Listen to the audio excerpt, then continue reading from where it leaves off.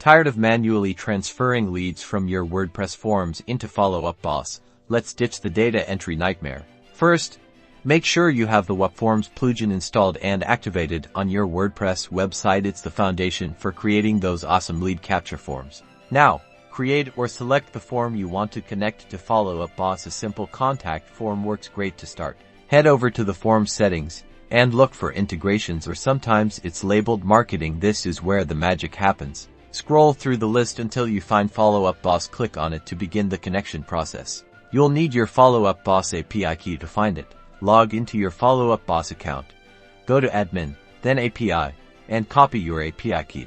Back in WPForms, paste your Follow Up Boss API key into the provided field and click Connect. Now, map your form fields to the corresponding fields in Follow Up Boss. This tells the system where to send the data, like matching name from your form to first name in Follow Up Boss.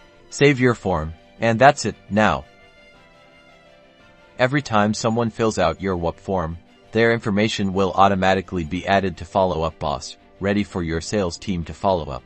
Test it out. Fill out your form yourself and check your Follow Up Boss account to make sure the lead information appears. Automating your lead capture saves you time and ensures no lead slips through the cracks.